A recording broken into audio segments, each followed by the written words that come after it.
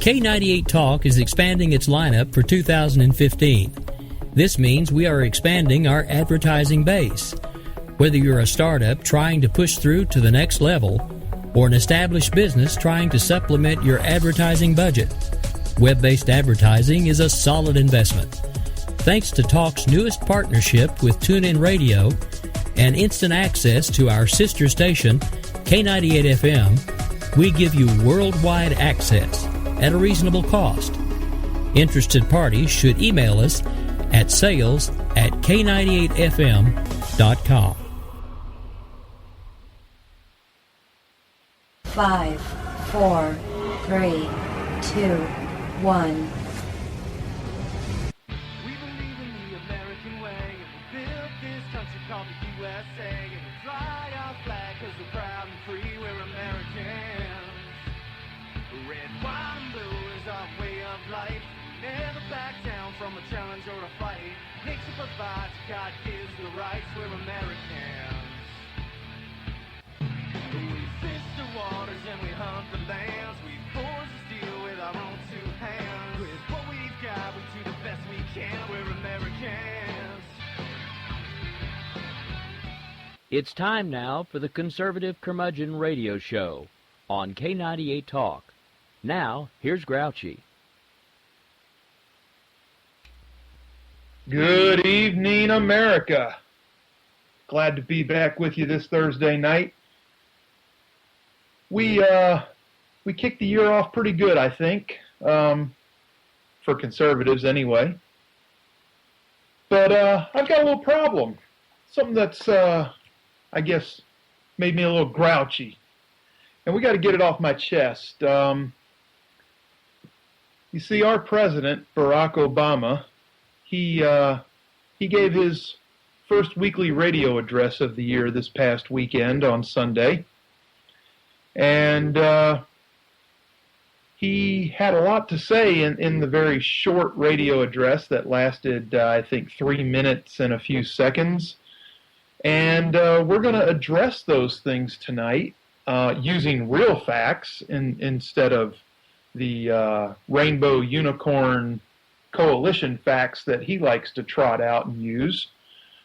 So we're gonna play the weekly radio address in its entirety here momentarily, and I am sorry for that, but you really do need to hear the 3 minutes of this sack of male bovine excrement being spewed from this perpetual liar's mouth. That way you'll have a better understanding of the facts that I'm going to be presenting in a true conservative rebuttal. So if we can just go ahead and get that clip and roll it, we'll do that right now. Hi, everybody. About a year ago, I promised that 2014 would be a breakthrough year for America. And this week, we got more evidence to back that up. In December, our businesses created 240,000 new jobs. The unemployment rate fell to 5.6%. That means that 2014 was the strongest year for job growth since the 1990s. In 2014, unemployment fell faster than it has in 3 decades. Over a 58-month streak, our businesses have created 11.2 million new jobs.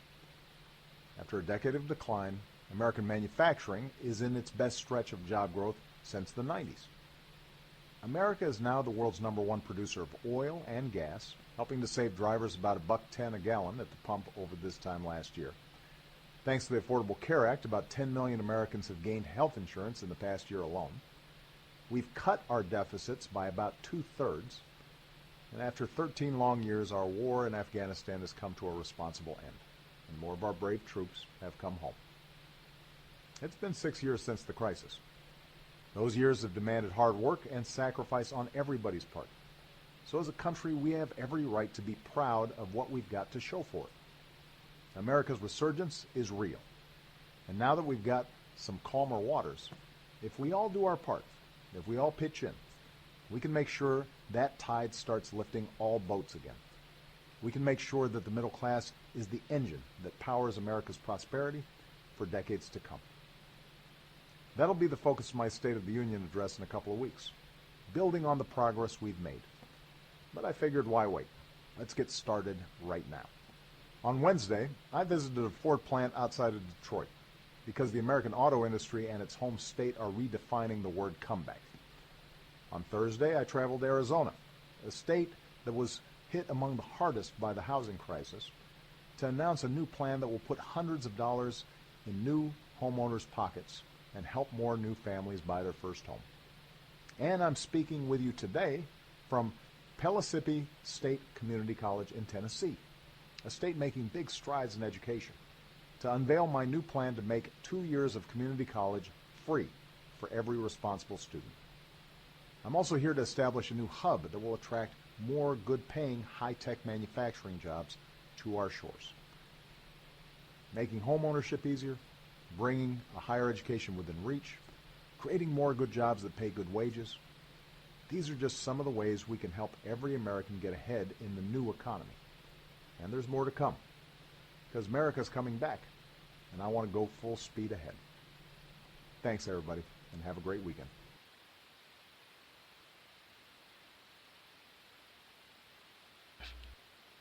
Okay, so that was our illustrious empty chair windbag POTUS. And what we're going to do is we're going to take that little 3-minute address and we're going to break it down. And we're going to look at some real facts instead of the sunshine that he's trying to pump up our backsides. So, he stated that in December, businesses created 240,000 jobs, and he said unemployment fell to 5.6% at a rate that made 2014 the strongest year for job growth since the 90s. He also said that unemployment fell faster than it has in 3 decades, and that there were, over the last 54 months, 11 plus million jobs created by American businesses. Now, as those statistics were presented, they are all true. But when you look at the big picture, you can see that they are lies. You see, the problem is that he's touting these statistics as a win for him and his policies. The fact is that the economy had nowhere to go but up when he took office. You know, without the obvious Cloward Piven practices showing through in obvious fashion. What Dear Leader doesn't understand is that the successes in our economy over the last 6 years are being achieved by Americans and the fighting American spirit in spite of, not because of him and his policies. Obama is the benefactor of the American spirit, the people refusing to fail or being beaten down. He's manipulated these numbers by which the unemployment rate is figured to make his policies appear to be much more effective than they really are. The real unemployment rate in America, per the U6 numbers at the Bureau of Labor Statistics, is 12.6% in October. That's the last number they posted. The U6 numbers include full-time employment, those quote-unquote marginally attached to the labor force, plus those quote-unquote employed part-time for economic reasons. What the hell kind of justification is that for a classification? Wouldn't anybody that took the job do it for an economic reason? But if you need further details on this, there's a great article on Forbes that explains it, or you can contact me on Twitter and I will provide you with the link directly to the article. The fact is, though, is that we still have about 10 million people out of the labor force that are able-bodied, working-age people that can't find work in their chosen career fields. Now, Mr. President also counts a 30-hour per week job as a full-time job. The real number of full-time jobs created in December was closer to 100,000. Many of the jobs created were seasonal, but the government never acknowledges that, and it's not just the Democrats that are guilty. Republicans have always failed to acknowledge that number as well. The administration knows that many of the jobs created in November and December are seasonal, and they just don't tell you. Now, of the 11 million plus jobs that he claimed were created, an estimated 6.8 million of them are part-time and or low-paying entry-level jobs. So think about that for a minute, and then I'm going to slide this on you because this just came out today. The number of Americans filing new claims for unemployment benefits last week increased to the highest level since early September. Initial claims for unemployment benefits rose by 19,000 to an adjusted 316,000 for the week ending January 10th, according to the Labor Department. That just came out today. Now, doesn't that sound like a lovely picture when you combine that with what Obama's telling us about how jobs are just abundant and we're adding them right and left? What a crock of crap. So that takes care of his unemployment. Now, we got to deal with the claims that American manufacturing is in its best stretch of growth since the 1990s. Once again, there is some truth in that. But just as before, it all depends on what chart you want to look at and how to determine things. U.S. manufacturers are indeed doing better. Orders for durable goods, items designed to last over long periods of time, like appliances and automobiles, bounced right back after the recession. They've really, the output that those manufacturers are doing has rebounded very nicely. But there is another story to tell. First of all, the aggregate output that the government uses hides the fact that a small group of products, mainly computers and semiconductors, account for a large chunk of that apparent growth. However, government statistics, according to the Upjohn Institute, take into account the increasing computer power of those electronic goods instead of the actual number of units produced. Now, think about that.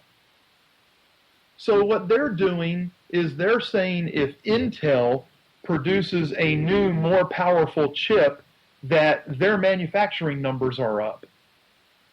How in the hell does that make any sense? You know, it's another manipulation of the numbers, making things look rosy for Obama and his policies. If you factor out the manipulated numbers, they yield a much lower growth curve on what the government is claiming.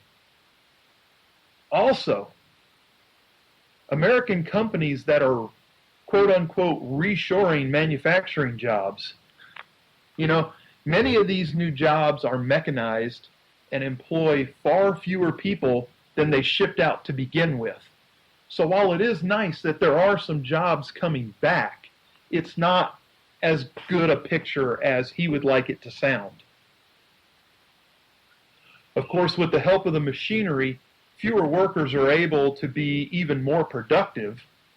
Factory workers are now putting in more hours in those industries. So while producing more and working longer hours and making more overtime pay, most factory workers are worse off than they were pre-recession because they're making less on a per-hour basis, sacrificing precious time with their families to make ends meet.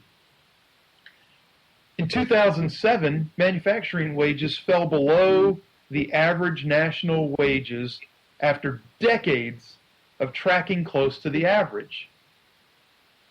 Since then, they've only been losing ground. On the one hand, the manufacturing process is on the uptick, but the people doing the work are suffering gouged wages due to a glut of available workers to pick from, some of which not even legal. And this is all according to the Boston Consulting Group. And they're even saying that companies are now finding the United States attractive because of its low labor costs compared to Japan and Europe. Just something to think about. Now, before we keep going, I want to give out the call-in number because I know there are actually a couple of people out there listening tonight. So you don't have to talk about this. You can talk about anything that's burning a hole in your mind and you just want to get it off your chest. You can call in to me at 408-681-8255. That's 408-681-8255. Now, back to this manufacturing business. You know, there was a Gallup study recently that was so stunning and hard-hitting that the CEO of Gallup brought it out to the press himself. His name is Jim Clifton. And what this study says is that business closings are holding steady while business startups are on the decline. So for the first time in 35 years, the number of businesses dying in America are outpacing the number of businesses starting. Now these numbers, they're kind of scary because contrary to the often cited 26 million businesses in America figure that the Obama administration likes to use, Clifton says that 20 million of these quote-unquote businesses are merely companies on paper with either 1 or 0 workers, next to nothing in profits, customers, or sales. Per this Gallup study, America has approximately 6 million businesses with 1 or more employees. 3.8 million of those 6 have 4 or fewer employees. In total, these companies provide jobs for more than 100 million people. Of the 2.2 million job-creating companies with 5 or more workers, the numbers break down like this. There are about 1 million companies with 5 to 9 employees. There are 600,000 companies with 10 to 19 employees. 500,000 companies with 20 to 99 employees, and 90,000 businesses between 100 and 500, and just 18,000 with 500 employees or more. And that figure includes 1,000 companies that have 10,000 or more. Altogether, they combine to make America Incorporated, if you will. This is a fact. This isn't fiction like Obama's speaking about. When small and mid-sized businesses are dying faster than they're being created, free enterprise is dying. And if free enterprise dies, so does America, folks. This trend has got to stop. Government has got to get the hell out of the way and let Americans do what Americans do best, and that is kick ass, take names, and make money. Okay? So we're done with manufacturing. We're going to move on to Obama's claim that America is now the #1 producer of oil and gas. Again, statistically true. However, what Obama won't even begin to do is tell you why. And that's because his policies on this are a failure. Federal drilling leases under Obama's tenure in office are down 61%. Same as gas drilling permits. At the same time that these permits are down 61%, production of oil and gas on private lands in the United States is up over 60%. Excuse me. It's up over 60% in the same time frame. Now, how is that possible?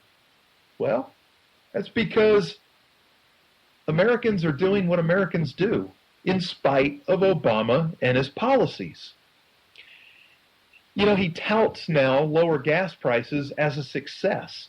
And this is the same guy who 6 years ago, when he was trashing Bush on the campaign trail, said that falling gas prices were a sign of a crumbling economy. So, Mr. President, my question is, what the hell's wrong with your economy? Because our gas prices are tumbling.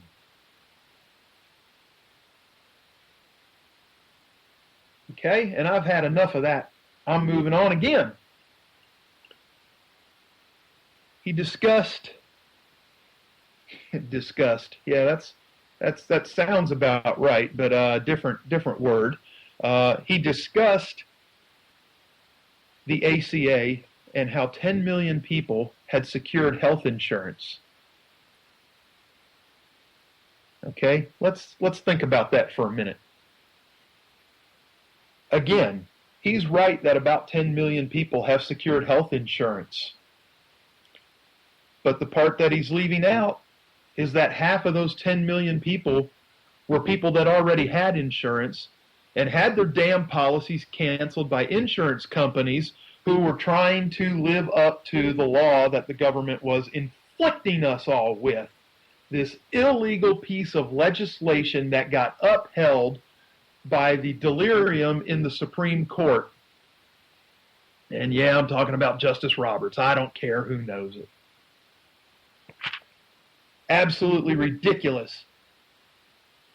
Now, many of them had their premiums and deductibles when they had to come back in through the ACA to re-secure insurance. You know, their deductibles and their premiums were hiked on them. And some of them were over 600% higher than what they were paying previously for the same plan. So I guess my question to you, Mr. President, is where do I, a 47-year-old man, get my free birth control pills, my free mammograms, and my annual pap smear? I'm paying for it. I should get it, right? I don't know. Let's see. What else? Where the hell was I? I don't even know. Oh, yeah. Then there's the Christmas surprise with the Affordable Care Act. If you haven't heard about this, if you signed up for the Affordable Care Act last year and you decided that it cost too much and you didn't want to be part of it anymore, and you know, it just wasn't the right thing for you, so you're not signing up this year, well, guess what happens? In what is it? I think another week, if you haven't enrolled, I forget what the cutoff day is, but they will automatically re-enroll you. They will pick your plan for you. They are restricting your access to your doctor or changing your doctor without your consent. They're going to pick your premiums, your deductibles, and your coverage. And guess what? There's not a damn thing you can do about it. And why is that? That's because you weren't on Facebook 3 years ago when all this crap started, when I was telling everybody not to enroll in this illegal piece of legislation that was going to screw the American people out of billions of dollars. And I believe if we go back and pull my Facebook post, we'll find that I was dead on the money. And I think we're already in the billions of dollars of Americans being screwed out of for health insurance. And we're only just a year and not even a full sign-up period into the second year. It's just flat disgusting. Now,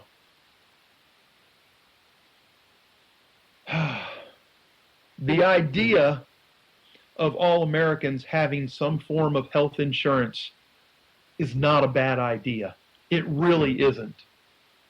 However, forcing Americans to have insurance under the penalty of law is not only not the answer, it's a damn infringement on our most basic freedoms. And if the Supreme Court is too stupid and blind to realize this, then I suggest that as soon as possible, we get something done to replace those morons in the black robes. Hey, guess what? They're just people. You know, they're not saints. They're not popes. They're not God himself. They're just people that wear black robes and probably no pants underneath. Who knows? Well, Ruth Bader Ginsburg probably wears pants, but that's because she's probably packing more than the men there. But anyway, that is going to take me to the end of the first half hour here. So we're about to spin into a little break. And when we come back, I'm going to continue shredding apart this radio address. And I don't even know if I'm going to make it through the end of this, but I'm going to pick up the pace a little bit and see if we can't get through everything. So stay with me. Back in a flash. Oh, but ain't that America? You and me. Ain't that America? Something to see, baby. Ain't that America? Home of the free, yeah.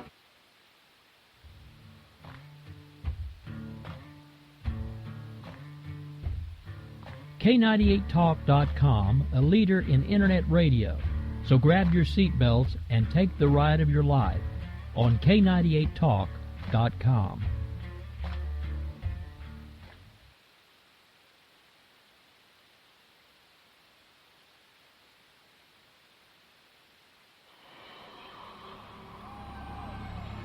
K98 Talk is expanding its lineup for 2015. This means we are expanding our advertising base. Whether you're a startup trying to push through to the next level or an established business trying to supplement your advertising budget, web-based advertising is a solid investment. Thanks to Talk's newest partnership with TuneIn Radio and instant access to our sister station, K98 FM, we give you worldwide access at a reasonable cost. Interested parties should email us at sales@k98fm.com.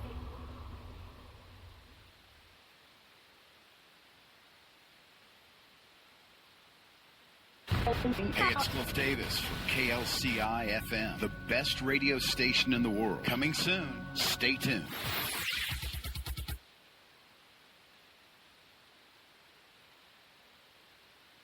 This is Misty, owner of Wax It Studio in Edmond, Oklahoma, and I'm here to talk to you about a skincare product called Theramedics. Theramedics has a wonderful line of products from anti-aging to hyperpigmentations all the way to acne. In fact, everyone at some point in our life is affected by acne. Acne can cause a great deal of embarrassment and anxiety, and in order to prevent and help other people, I have tapped into this wonderful product called Theramedics. Visit my website at www.prettyskindeep.com. Again, that's www.prettyskindeep.com.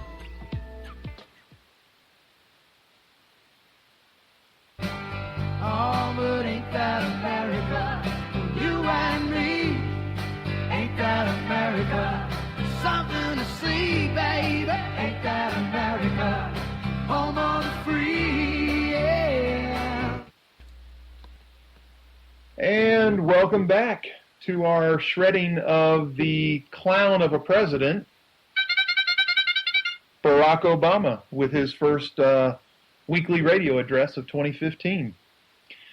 Now, right before we took the break, we had hit a stopping point. So Obama said it had been 6 years since the crisis, and the years since have required hard work and sacrifice by everyone.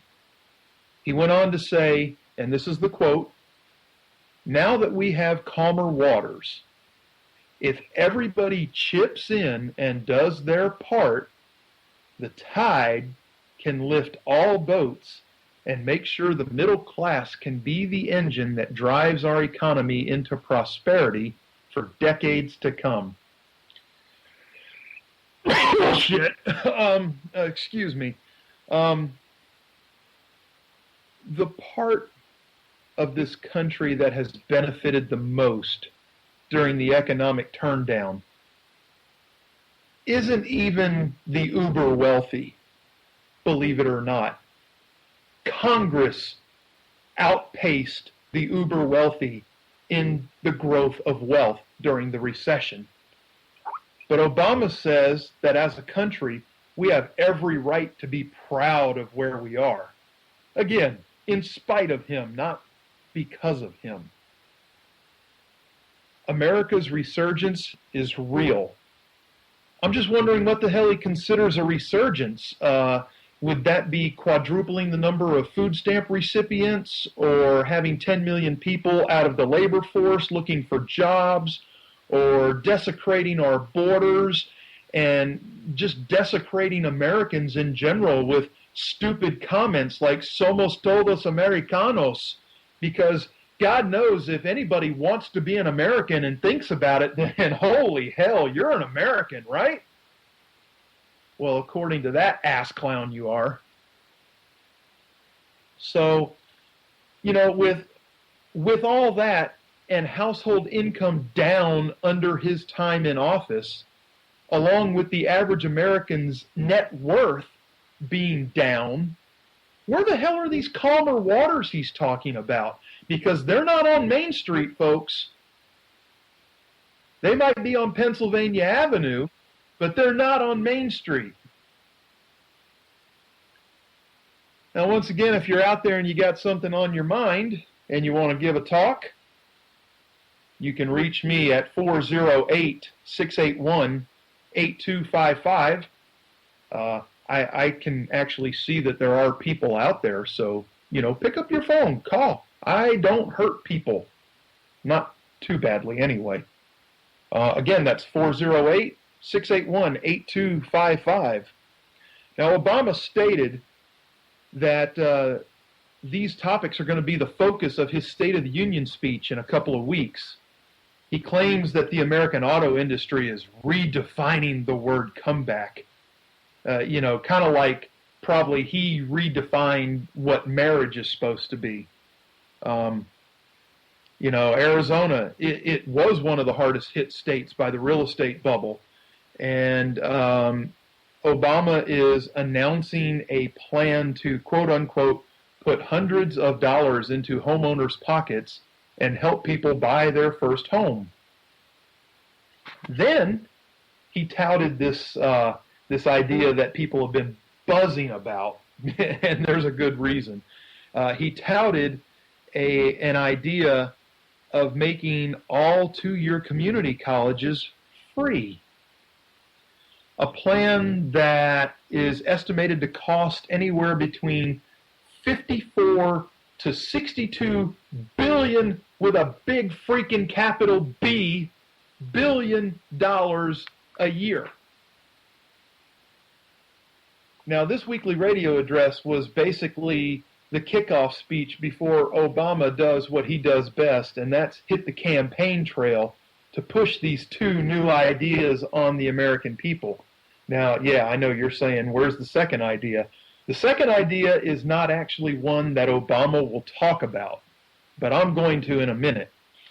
The first idea, though, the free two-year community college, until I see all the details of this proposed plan, I can't really speak as to what he's thinking and how he's thinking, but I can tell you that the American people are sick and damn tired of their wallets being forcibly emptied by the government.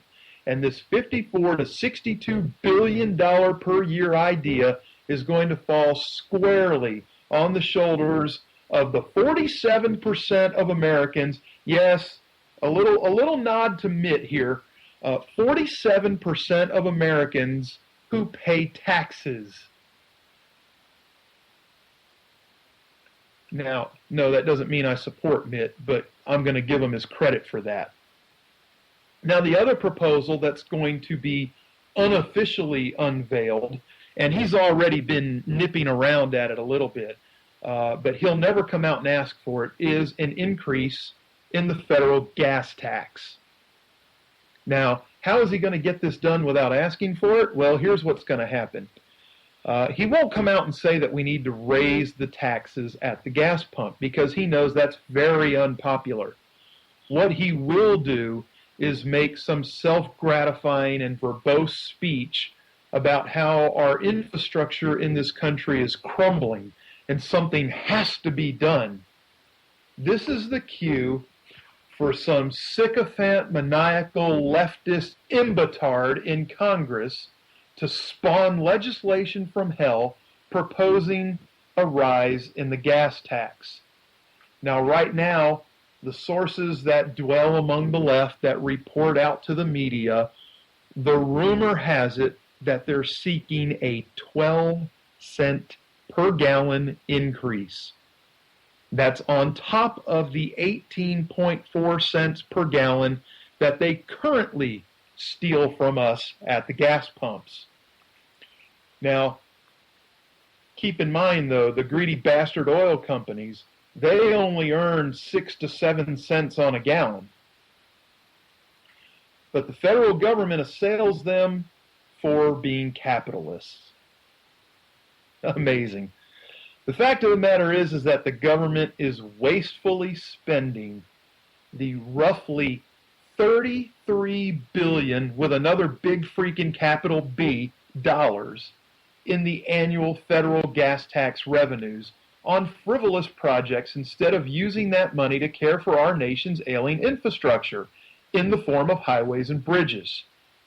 There is one and only one condition under which I will support any tax increase on the American people. And here is that condition. All government wasteful spending is halted, and existing tax dollars are applied in the specific manner for which they were supposed to be. Then, if there is still a legitimate need for additional tax revenue, which would be infreaking possible if the tax dollars were used properly, I would consider a higher tax. And I would only consider it. I would still have to be convinced. But since... Call from... I'm sorry, hello? To accept, press 1. To send a voicemail, press 2. All right, caller, if you can hear me, I'm the producer of the show. You are live on the air with Grouchy right now. Yeah, I know. Good evening, caller. Who are you? Hello? Can they not? Hey, G. Oh, there we go. Hey, who am I talking to? Heidi. Heidi! Thank you for calling, dear. What's on your mind tonight, Heidi? Yeah, it's me. You gotta calm down, man. I can't calm down. I'm called Grouchy for a reason. Well, I know, but you're a dude.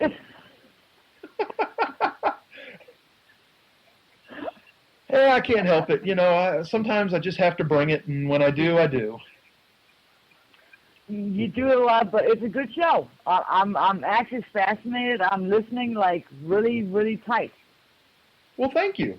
I appreciate that. So, yeah. I actually did a lot of research to bring real life, true facts that American people can relate to.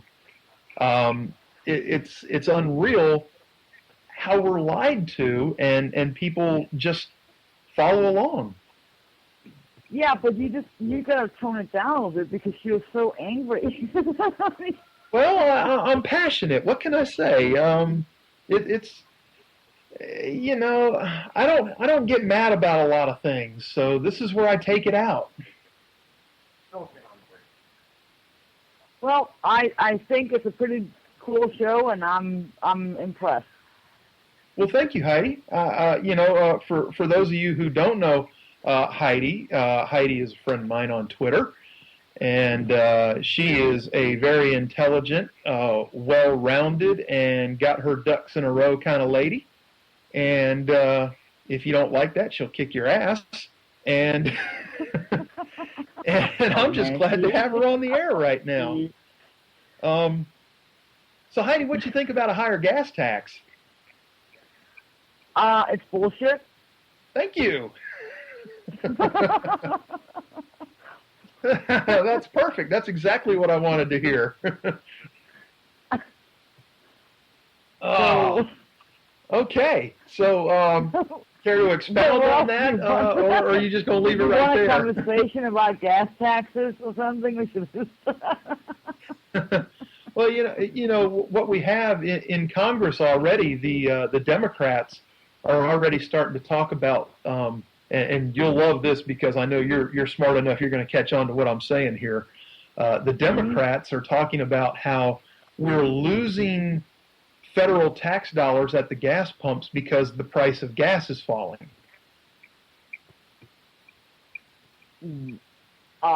Yeah, so they're going to try and make money off the poor and whatever. Typical Democrats. Well, yeah, but the thing is that 18.4 cents that they collect is per gallon. So with gas prices falling, it doesn't hurt anything because they're still getting the same 18.4 cents per gallon.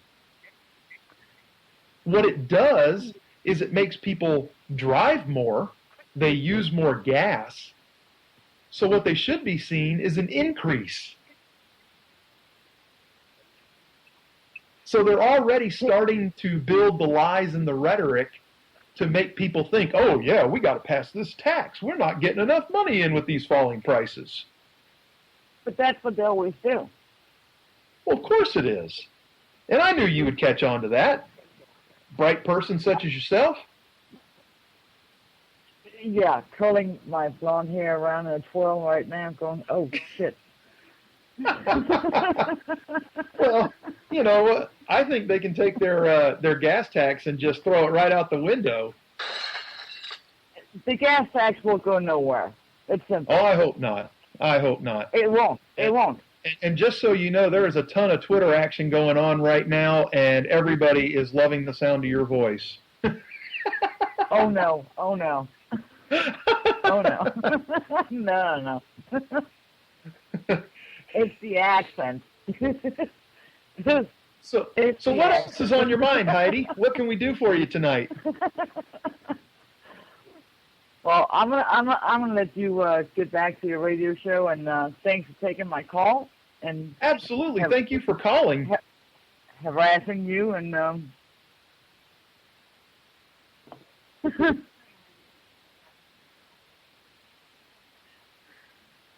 Well, all right, Heidi, I am going to let you go back to twirling your hair and listening intently to the facts as they get laid down. And I thank you so very much for calling. And I will be talking to you soon, I'm sure. All right. Love you, hon. Bye. All right. Take care, Heidi. Okay. So we're going to continue on here. What are we going to continue on with? I have no clue. That takes us to the end of the weekly radio address. So now we get to move into new territory. And for those of you out there who are truly conservative in nature and understand what it means for America to stand with Israel, you know, they are our only true ally in the Middle East. So this story that I found is a little bit disturbing, and I'm gonna go ahead and share it with you now. So right now, according to the Times of Israel, and this is, of course, a Jerusalem newspaper, the U.S. consulate in Jerusalem is arming and training 35 Palestinian guards Now, if this is true, and again, we're only going with this one report right now, so I'm still working on additional facts, but if this is true, this is in a complete violation of a 2011 arrangement made between Barack Obama and Benjamin Netanyahu, whereby only IDF combat veterans and active duty military would be authorized to carry arms as consulate guards. Now, the details of this agreement is that the consulate was authorized to keep roughly 100 handguns, listen to that, handguns, for security staff on the condition that they be either American diplomats or Israeli Army or Army veterans. And the regional security officer of the Israeli Guard, his name is Dan Cronin, said, quote, "It is in effect setting up an armed Palestinian militia in the consulate. They are being trained with weapons and tactical driving. It's irresponsible." He says, "Who can guarantee that such weapons in the hands of Palestinians won't spread to terror?" Now, I know what you're thinking already, but gee, you said that those were handguns, and what's he talking about, such weapons? Well, here's the other side of it. Some of the Israeli guards have claimed to have witnessed some of the training exercises, and they're using fully automatic weaponry. Machine guns, not handguns. The U.S. consulate declined an invite from the Times of Israel to address these concerns, and they also declined to speak with Officer Cronin of the IDF. But they did release a statement that says that the U.S. Consulate General in Jerusalem has full confidence in the professionalism of its staff. And one of the other officials also said, "We do not discuss the security of our diplomatic missions. We coordinate fully and regularly with local authorities," and alleged that there were inaccuracies in the report, although he would not address what exactly was inaccurate. So this is bothering Israeli guards at the consulate so much that at the time of print on Wednesday, 3 of the guards had already resigned their positions and quit. And, I mean, I'm sorry, I'm getting some background noise. Mr. Producer, do we have something? I got nothing on my end. I don't know what that is. Okay, no problem. Thank you. So the U.S. And many of the European nations do not officially have embassies in the West Bank. Okay, and what they do is, well, what we do is we keep an embassy in Tel Aviv, which handles Israeli affairs, and a consular office in Jerusalem, straddling the eastern and western sides of the city, which handles the Palestinian affairs. You know, why is the United States government engaged in Palestinian affairs? I really don't know, other than to tell them to quit bombing Israel. So anyway, this requires frequent travel to the West Bank, parts of which are by law off limits to Israeli citizens, and convoys of U.S. staff therefore often require the presence of American armed guards because the Israelis can't go there, obviously. So anyway, the other sticking point is that Officer Cronin, the head of the guard at the consulate, said he recognized one of the Palestinians. Now get this, you're going to like this, because he had served time in an Israeli prison for membership in the Fatah organization. So my big question is, what the hell is Obama thinking?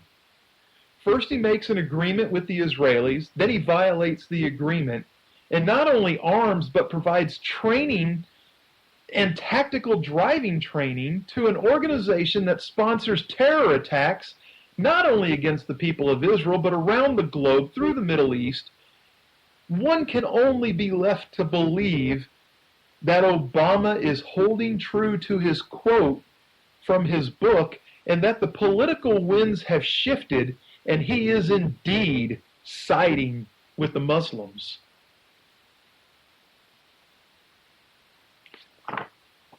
All right. Anyway, enough of that one. So, what's going on? Everybody's still buzzing about Charlie Hebdo, brutal massacre in Paris. Now, what's going on in the aftermath? Well, let me tell you what's going on in the aftermath. Spain has spoken up in the European Union and has seen the light regarding the stupidity of open borders and multiculturalism. So Spain is seeking changes to the Schengen Treaty, and Spain wants modifications to allow border controls to be restored to limit the movements of Islamic fighters throughout the EU.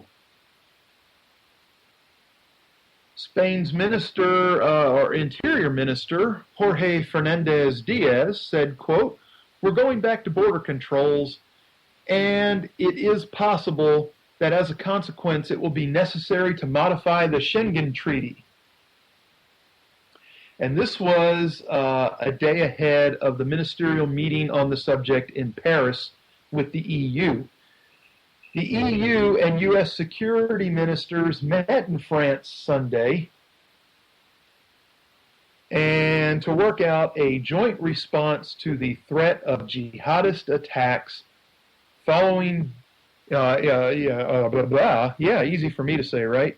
Attacks following days of carnage in Paris by 3 gunmen claiming to act on behalf of Al-Qaeda and possibly being motivated by the Islamic State videos calling for lone wolf attacks. Now, we know Al-Qaeda has already stepped forward and claimed responsibility for this, and they claimed that they paid for this and planned it and picked the target. But, if they did all this back in 2011 like they claim, why now? Why not sooner?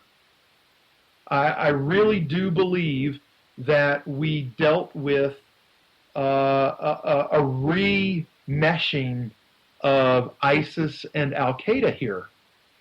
And, you can call me a conspiracy theorist. I don't really care. I don't have proof. I'm just saying I think. And I'm willing to think outside the box a little bit. So anyway, the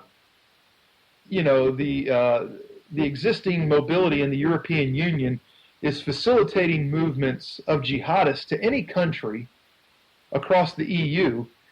And this gathering was being held just ahead of the huge march there in Paris Sunday that was attended by dozens of world leaders who squashed freedom of speech and freedom of the press and freedom of expression in their own countries. I saw people like the leader of Gabon there, who definitely knows how to shut people up when they're talking about things he doesn't like. But a U.S. Justice Department official said ahead of the meeting that it would include discussions on addressing terrorist threats, foreign fighters, and countering violent extremism, because we all know that the Obama administration has their knickers in a twist over saying radicalized, militant Islamic extremists. Anyway, in a related story, anti-Muslim immigration groups that have been starting to spawn across Europe doubled in size on Monday following the attacks. The German group called Pegida, that's P-E-G-I-D-A, is seeing its ranks swell after the Charlie Hebdo attack and the Delhi attack. And also a German newspaper was firebombed a couple of days after the Charlie Hebdo attack for reprinting Charlie Hebdo cartoons. This is getting to be a problem, and a lot of European countries are starting to show support for Pegada's movement. Pegada's claimed that the recent Muslim extremist attacks in Australia, Paris, New York, Canada, London, Madrid all prove that Islamists aren't capable of democracy and simply resort to violence when they don't get their way. They claim that Angela Merkel wants everybody to believe just the opposite, and Merkel did her best Obama impersonation by attending a rally hosted by Muslims, just a peace rally. They're not really smacking down on the extremists. They're just wanting peace.